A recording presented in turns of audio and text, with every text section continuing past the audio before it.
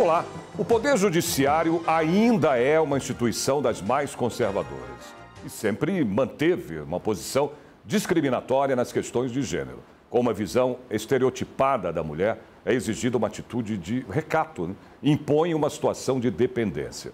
Para falar sobre as mulheres no Judiciário, no programa Lespe Cidadania, eu recebo pela plataforma Zoom a doutora Jaqueline Valles, que é jurista. Doutora, muito bem-vinda ao programa. Muito obrigada pelo convite. É um grande prazer. Tenho certeza que essa tarde será muito prazerosa. Sem dúvidas, viu, doutora? Comigo aqui em nossos estúdios, a deputada Janaína Pascoal, do PRTB. Bem-vinda, deputada. Obrigada pelo convite. Cumprimento a doutora também. E eu já de cara, né, acabei abrindo o programa falando exatamente disso, do Poder Judiciário. Ainda é uma instituição conservadora, deputada? Eu acho que as carreiras jurídicas como um todo, né, não só o Poder Judiciário em si, mas as carreiras jurídicas.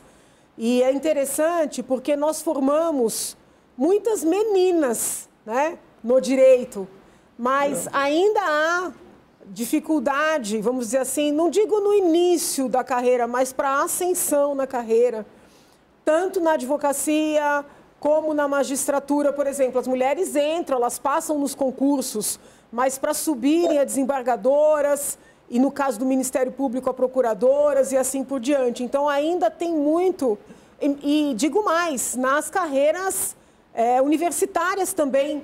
As mulheres entram, elas passam nos concursos, mas a subida, né, nos níveis, nos vários níveis acadêmicos, ela é mais complicada. E existem situações, assim, eu lembro de um congresso que foi feito na USP, na Faculdade de Direito da USP, e havia vários professores e convidaram uma professora que já era titular.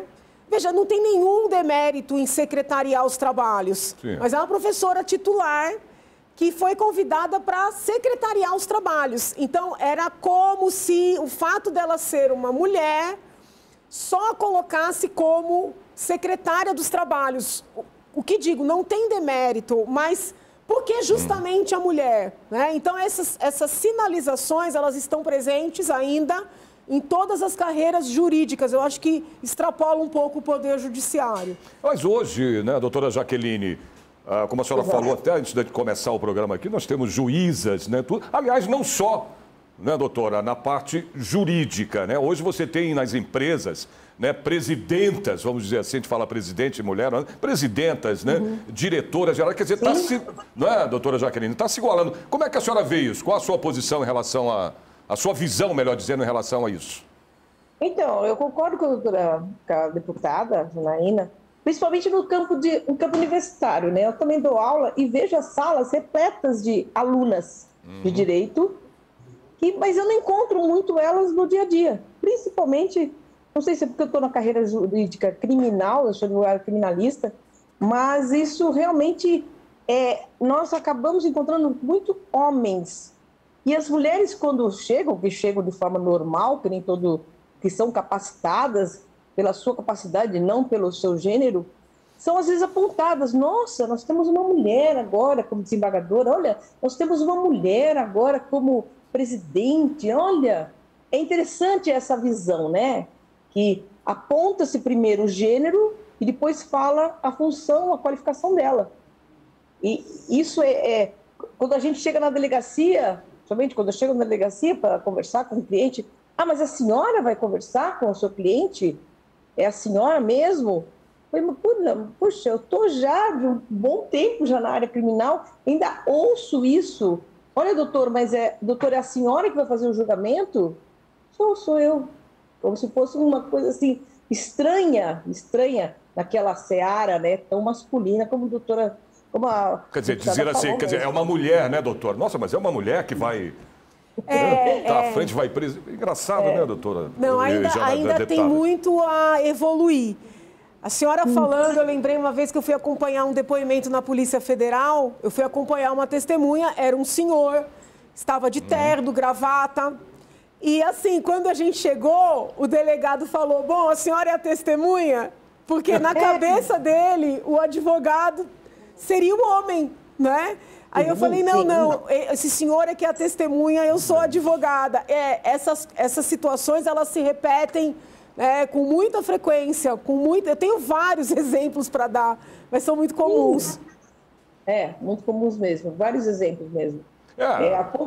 A senhora acabou de citar também esse exemplo que a senhora deu. Por que os homens, né, eles olham de uma maneira diferente? Porque uma mulher que está com uma farda, né? Você olha, inclusive na rua eu vejo muito isso, e o tratamento também que se dá, né, às mulheres, por exemplo, policiais femininas, né? Você vê que eles já chegam, né, já olham assim e falam, nossa, mas é ela que vai me prender, vamos dizer assim, né, doutora Jaqueline? É bem estranho isso, né? Eu acho que nós temos que começar quebrando com isso. Né? Ainda acontece... começar quebrando com isso, inclusive as profissionais mulheres, né? Inclusive as mulheres têm que começar quebrando com isso, porque eu já fui, entre aspas, vítima, sem querer vitimizar aqui, de preconceito por parte de mulheres. Eu lembro, como nós estamos falando das carreiras jurídicas, estou falando mais da minha vida como advogada, muito embora esteja afastada agora, do que como deputada. Mas eu lembro de pessoas que vinham ao escritório e durante muito tempo fomos sócias, somente eu e as minhas duas irmãs, depois que entrou o irmão mais novo, que as possíveis clientes, mulheres, diziam assim, mas olha, eu vou confiar nesse escritório que é só de mulheres. E eu achava aquilo tão intrigante. Eu dizia assim, mas espera aí, uma mulher está dizendo que está fazendo um favor de confiar num escritório só de mulheres. Né? Então, assim, é muito intrigante quando esse exemplo do preconceito, ele vem por parte de uma mulher, entendeu? Agora, me diga uma coisa, eu queria entender uma coisa também, doutora e deputada. A mulher, por exemplo, a juíza, não é isso? Ela tem, por ser mulher... Ela consegue ter, eu não vou dizer uma visão, né? Porque vocês estudam para isso, né, deputada? Mas ela tem, vamos dizer assim, ela tem mais tato para lidar com a situação, como a situação, né, no caso, dentro de um tribunal. A mulher, ela tem mais sensibilidade, isso que eu queria chegar, onde eu queria chegar, para entender melhor os casos. Tem isso, doutora? Eu não percebo assim. Eu acho que existe capacitados homens como mulheres, principalmente na área do direito criminal. Tem até um jargão, a mulher ela é muito mais detalhista, então ela vai pegar a situação e vai ser muito mais rigorosa na sua pena. Sinceramente, eu vejo muito homens capacitados em detalhes e mulheres também. Eu, particularmente, não tenho essa visão. Eu não sei a deputada, mas eu não tenho essa visão, não. Eu penso que as pessoas são as pessoas, né? São as pessoas, não importa o sexo, o gênero, a orientação sexual, a raça. Eu tenho muita preocupação com essa mania que a gente está, uma mania crescente, um costume crescente de fazer designações de pessoas. Né? E é interessante que eu estou ouvindo a senhora falar, estou ouvindo que a gente concorda bastante nisso. Eu acho que enquanto nós tivermos a necessidade, né, de ter... Olha, eu conversei semana passada com a doutora Zulaê Cobra Ribeiro, né, que foi deputada federal, uma mulher que eu admiro muito. Ela disse que ligou para a presidente da Ordem, doutora Patrícia Vanzolin, e pediu para acabar com a OAB Mulher. Porque ela falou o seguinte, enquanto tiver... OAB mulher, partido A mulher, partido B mulher. É como se nós estivéssemos circunscritas a um departamento. Né? Então, assim, eu acho que a gente tem que sair desse lugar, entendeu? Virar a página, entendeu? São juízes, juízas, são magistrados em geral, advogados, não importa. Né? Tem que sair dessa fase ainda de conquistar o direito de estar em determinados lugares. Pode falar, doutora. Desculpa eu te cortar. É interessante isso mesmo. Não podemos colocar, porque eu como mulher tenho que ter o meu espaço, eu como mulher... Não, desculpa, eu tenho meu espaço porque eu sou gente. Não porque, eu como mulher tenho que ser vista dessa maneira. Eu realmente, essa situação me incomoda muito, esse discurso. É muito fragilizado, né? Me coloca numa situação que eu preciso ter um tratamento específico, especial para isso. Não sei, isso é ruim.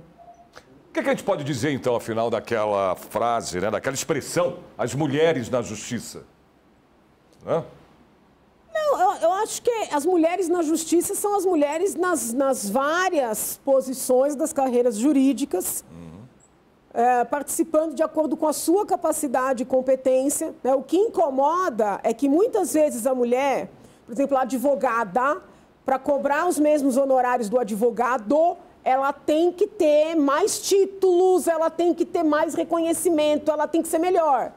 A juíza, para subir a desembargadora, ela tem que ser muito melhor. Então, assim, o que nos incomoda é você ter que estar sempre provando que é capaz, entendeu? Independentemente da análise. E o que me entristece muitas vezes é que quando uma mulher conquista uma posição, não se usa o verbo ela conquistou tal posição, deixaram que ela chegasse até lá. Entendeu? Então é uma mudança de mentalidade. E que as mulheres que vitimizam, elas não nos ajudam. As mulheres que vitimizam e que vivem querendo serem olhadas como mulheres, como frágeis, que nem disse a doutora, elas não nos ajudam. Não, e teve até, se a gente for falar, né, de tempos antigos, até a mulher para votar, né, deputada? Não é, doutora? Quanto tempo se levou para isso? Porque o estigma da mulher, ela sempre é a dona de casa, né? Sim, até a mulher para ter CPF. Eu lembro, minha mãe não tinha CPF.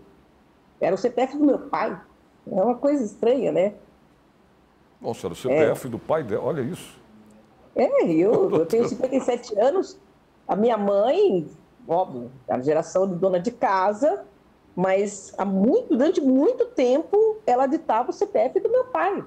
Porque mulher casada tinha o CPF do pai. Depois que veio adquirir o próprio CPF. E isso é uma coisa que não estamos falando de outro século, nada, nós estamos falando desse, né?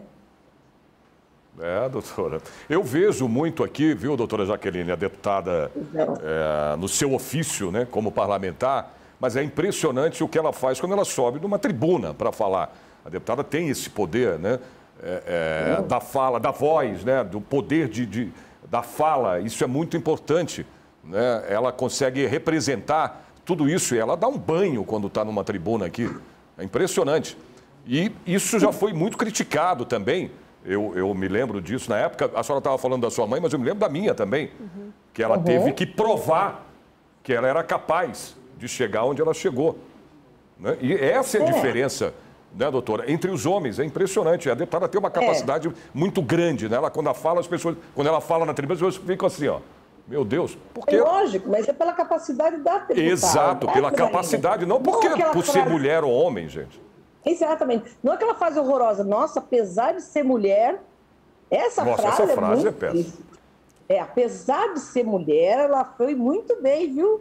Apesar de... Então se bota primeiro gênero, que você espera uma coisa ruim, mas ela se despontou. Olha, nossa, ela se deu bem. É interessante essas situações. Eu acho que é preparar as meninas desde pequenas, né? Os meninos também, para conviverem com suas colegas de trabalho, com as suas companheiras que vão ter também independência, vão ter as suas aspirações na vida, entendeu? Então, acho que a gente tem que preparar as crianças, os jovens, as meninas e os meninos, porque também não é nosso intuito criar uma guerra, né? Que as pessoas não convivam, mas prepará-los para esse convívio harmônico e respeitoso, né? Isso é possível, desejável e é bom para todo mundo, né? É bom para todo mundo. Porque quando a pessoa sobe os degraus, entendeu, da sua carreira, conforme a sua capacidade, isso é um estímulo para quem está atrás, seja menino, seja menina, a estudar, a se dedicar, a se preparar, entendeu? Porque senão parece assim, não, eu tenho que ter, né, eu tenho que ser homem, tem que ser mulher, tem que ser hétero, tem que ser homo. Não, você tem que ser capaz, tem que trabalhar e tem que ser valorizado por essas capacidades. Eu penso dessa forma. Mas o que precisa ser mudado, deputada e doutora Jaqueline? Eu digo assim, por exemplo, você vai fazer um concurso, a senhora estava dando exemplo do concurso, aí tem mais vagas, né? Muito mais para homens do que para mulheres. O que precisa mudar nisso também? Eu acho que não pode ter vaga para homem ou para mulher, tem que ter vaga. Sim, mas isso tem já se viu aí em várias empresas que, né, determinam vagas e tem mais vagas para o sexo masculino do que para o feminino. Isso também chega a ser algum tipo de preconceito, vamos dizer assim? Eu de verdade nunca vi isso. O que eu vejo, em algumas situações, tem um número mínimo para as mulheres. Por exemplo, Conselho da OAB, a gente debateu muito isso. Um período que era só homem, então vamos fazer número mínimo para mulheres, as candidaturas, mas até onde eu sei, não é uma limitação, é um número mínimo. Não sei se a doutora conhece algum caso assim. Não, eu acho que vou dizer, a ideia foi o seguinte: mais mulheres, mais homens ocupam mais vagas. É isso que eu quis dizer. Sim, entendi. Ocupam mais vagas. Obrigado, doutora. Eu não me fiz entender na hora da questão. Agora. Não, eu que não me fiz entender. É isso que a doutora está falando. Exatamente isso. Ocupam mais vagas. Nós temos mais homens no campo de trabalho do que as mulheres. Certo. Embora não sejam vagas reservadas na hora da escolha, pode ser que haja sim. Olha aí, viu?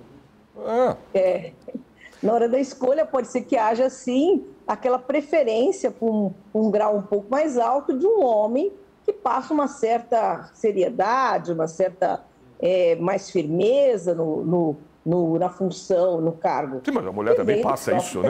Mas é que eu acho que primeiro tem uma questão de costume, né? É um preconceito também. Tem muito medo, né, da mulher, porque tem a questão familiar. E também eu acho que é importante a gente mostrar que não tem problema nenhum a depender da composição ali do núcleo familiar, do homem eventualmente ficar em casa, cuidar mais dos filhos, ou se a mulher também tiver mais essa missão. Mas hoje não tem, né, deputada? Antigamente se tinha muito isso, negócio de filhos, principalmente com filhos, né? Mas a mulher tem que cuidar dos filhos, enfim. Né? Mas eu acho que ainda tem um pouco, sim, tem. E muitas vezes, o que eu percebia, por exemplo, havia muitas meninas mestres ou fazendo mestrado na faculdade e não havia tantos meninos meninas fazendo doutoramento. Então, por quê? Porque saía da faculdade, ia fazer a parte acadêmica e depois, provavelmente, ia casar, ia ter seus filhos. Então, dava ali um intervalo. É possível conciliar? É possível conciliar, é mais difícil. Então, também não acho que a gente tenha que criar um peso a mais para a mulher, entendeu? Porque tem que subir, porque tem que... Então, o que a gente não quer é que elas sejam barradas por serem mulheres. Mas não queremos criar uma pressão a mais, né? Olha, negue a sua condição também de mulher, tem um momento para tudo. Então, o que a gente quer é justiça. Não é nenhum tipo de favorecimento, não é nenhum tipo também de negação do feminino. Não, olha, você tem 30 anos, você quer engravidar, mas você não vai engravidar, senão vai perder uma promoção. Não, peraí, entendeu? Tem coisas também que a mulher tem direito a ter uma vida, né, como homem também, uma vida integrada, profissional, familiar. Então, a gente não quer criar um peso para as mulheres. O que a gente não quer é que uma pessoa seja barrada, entendeu? Por ser mulher, como não pode ser por ser negra, por ser homossexual ou hétero, a depender do contexto, né? O que a gente não quer é que as pessoas sejam barradas por serem quem são, independentemente da sua capacidade. Eu estava falando até há pouco do direito ao voto, né? Como eu falei há pouco, a lei do divórcio, isso é que eu quero saber aqui, a Lei Maria da Penha, né, doutora? A gente está aí no caso, né? A pergunta é para as duas, da doutora falar, depois a deputada Janaína também. Estamos aí no caso em progresso com as questões ligadas ao público feminino. Acho que isso está progredindo por causa dessa Lei Maria da Penha, né? A questão do voto, tudo isso. Isso tem... Tem? Eu digo, tem crescido, isso tem aumentado, isso tem tido progresso no universo feminino? A Lei Maria da Penha, eu acho de suma importância, porque ela trouxe uma clareza para as mulheres que sofrem violência, o quanto elas podem se amparar no Estado, o quanto elas têm uma resposta do juiz, do promotor, da autoridade policial. Elas não estão sozinhas.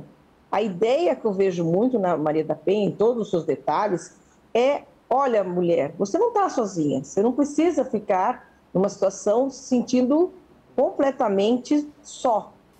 Tem alguém, tem um amparo psicológico, legal, tem um amparo para você. Se você não está nessa situação, você pode procurar. Então, de todos os detalhes que nós temos da Maria da Penha, todos os institutos da Maria da Penha, esse é o maior que eu percebo no dia a dia, porque antigamente ela ficava só e ela não sabia para onde correr. Agora ela tem, sim, ela sabe para onde correr. Deputada, a sua... Não, que é um instrumento importante, mas já quando a lei nasceu, eu quase apanhei, porque critiquei e disse assim, ó, só o que vai sair do papel é a parte criminal, né? A parte de dar a essa mulher uma alternativa, porque muitas vezes a mulher não sai da situação de violência, porque ela não tem para onde ir com seus filhos pequenos, ela quer voltar para casa, ela não é recebida de volta. Então, eu fui muito crítica à Lei Maria da Penha quando ela nasceu, reconheço os seus méritos, sua importância, mas eu ainda me ressinto, porque toda vez que a gente conversa, por exemplo, com uma pessoa da política, né, e pergunta, olha, o que você fez pelas mulheres, o que... Sempre eu criei o botão do pânico, eu criei não sei quantas delegacias da mulher, eu votei na Lei Maria da Penha ou numa lei que venha complementar. É sempre a mulher vítima, entendeu? Então, assim, em regra, quando se fala de política pública para a mulher ou quando se pensa na mulher no ambiente público, é a mulher vítima, não é a mulher protagonista. Entendeu? A mulher protagonista, ela ainda incomoda. Né? Várias mulheres aí tocaram nesse assunto, doutora, por causa das conversas de chamar para vice. Né? Várias mulheres falaram, não queremos ser vices. Por quê? Porque parece que mulher só é chamada para vice. Entendeu? Mulher que quer participar de uma eleição majoritária, como assim? Ai, mas é tão interessante, porque ninguém fala de um homem que ele é vaidoso, que ele é egocêntrico, que ele é ambicioso, se ele quiser disputar um cargo, ainda que ele tenha, sei lá, risco de intenção de voto. Se você tem uma mulher que diz que não quer ser vice, quer participar da majoritária, nossa, como falta humildade, como ela não sabe compor. É impressionante, entendeu? Então, então o que a gente tem que fazer? Começar a apoiar uma colega.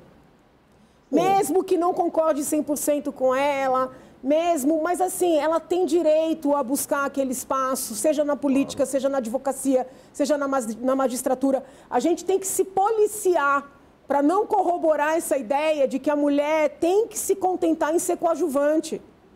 Sim. Esse policiamento da própria mulher com a outra mulher é muito interessante mesmo, né? Porque às vezes, como você disse no começo, mulher, às vezes, prefere um homem lá para decidir o assunto dela, né? Fala assim, nossa, mas é você mesmo, mas será que você tem força para lidar com aqueles homens? Será que você tem força para... Será que você vai ser ouvida?